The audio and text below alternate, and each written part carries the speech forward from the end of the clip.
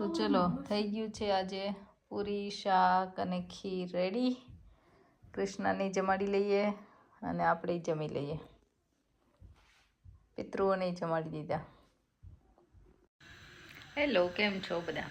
તો આજે છેલ્લું શ્રાદ્ધ છે અને અમાવસનું જે શ્રાદ્ધ હોય એ બધા માટે લાઈક સર્વ માટે હોય. એટલે આજે હું શ્રાદ્ધ માટે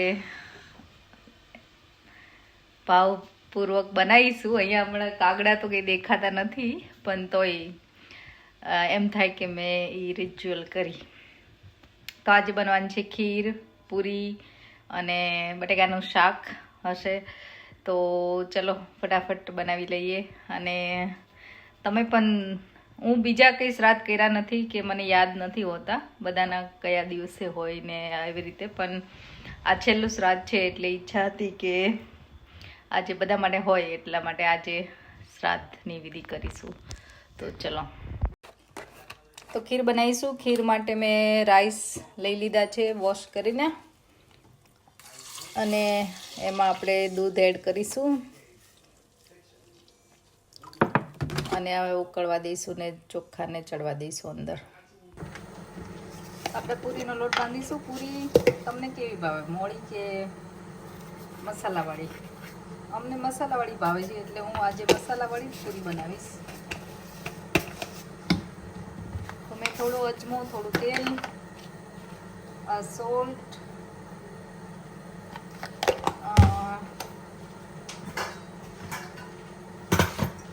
થોડું લાલ મરચું, થોડી હળદર, દાણા જીરું અને થોડી સૂકી મેથી એ નાખીશ. મેથીવાળી પૂરી બનશે. એમને મેં બનાવી શકું, આનો ટેસ્ટ ખરેખર સરસ આવતો હોય છે એટલે. હવે આપણે લોટ બાંધીશું પૂરીનો. રોટલીથી થોડો કઠણ હોય.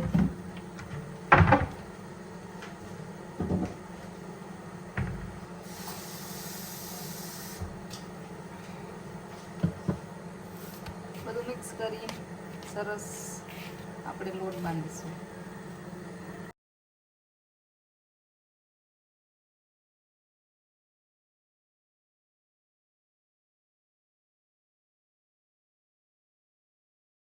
તો ચલો બટેકાનું શાક વઘારી લઈએ. બાફેલા બટેકાનું શાક આપણે કઈ રીતે બનાવીએ. મેં બટેકા બાફી લીધા છે, એને રાઈ, થોડું જીરું, નોર્મલ જે બટેકાનું શાક આપણે બનાવીએ સરસ રસાવાળું.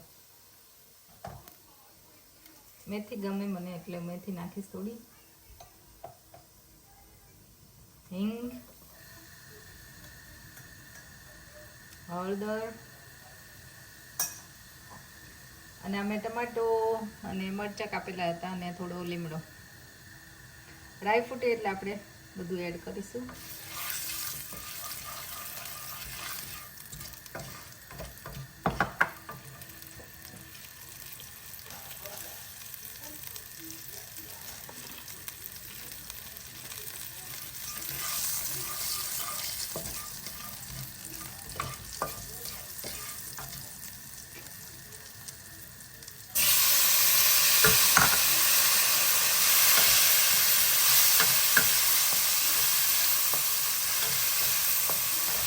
વાર આપણે ટમાટો થવા દઈશું સોફ્ટ થઈએ ત્યાં સુધી, અને પછી આપણે બટેટો એડ કરીશું.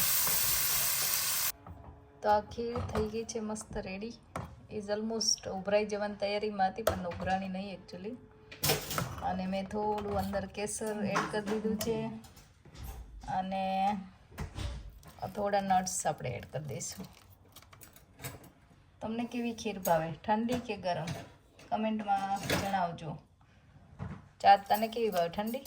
યસ, અમને અહીંયા ઠંડી ભાવે, પણ તમે કેવી ખીર ખાઓ એ કહેજો કમેન્ટમાં. અને થોડી ઇલાયચી પાવડર એડ કરીશું. તો આ ખીર થઈ ગઈ છે અમારી રેડી. ટમેટા સોફ્ટ થાય થોડા એટલે મેં થોડું પાણી એડ કરી દીધું છે, અને એમાં હવે બધા મસાલા આપણે કરીશું. લાલ મરચું, જીરું પાવડર,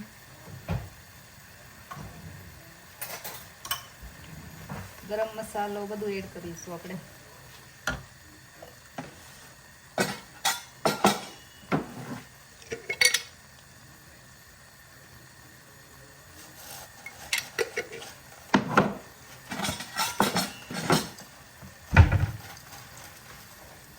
તો સરસ રીતે મિક્સચર રેડી થઈ ગયું છે.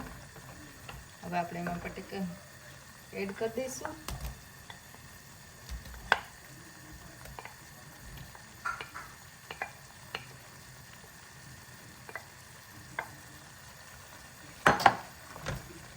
થોડું વધારે પાણી એડ કરીશું કેમ કે આ રસાવાળું એકદમ સરસ શાક બનશે. થઈ ગયું છે બટેકાનું શાક રેડી. આવું રસાવાળું ગમે. ઉપરથી થોડું લેમન જ્યુસ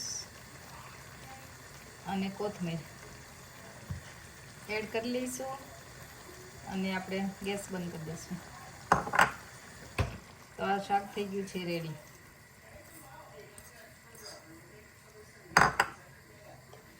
તમે વધારે તેલ લેવું હોય તો લઈ શકો. અમને બહુ તેલ ગમતું નથી શાકમાં કે ઉપરથી આમ દેખાય એવું.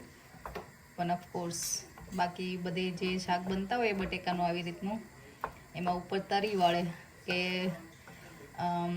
તેલ ઉપરથી તરતું હોય એકચ્યુઅલી એવી રીતે શાક બનાવે તો બધાને ગમતું હોય એવું તો એવું તમે વધારે તેલ લઈ શકો છો.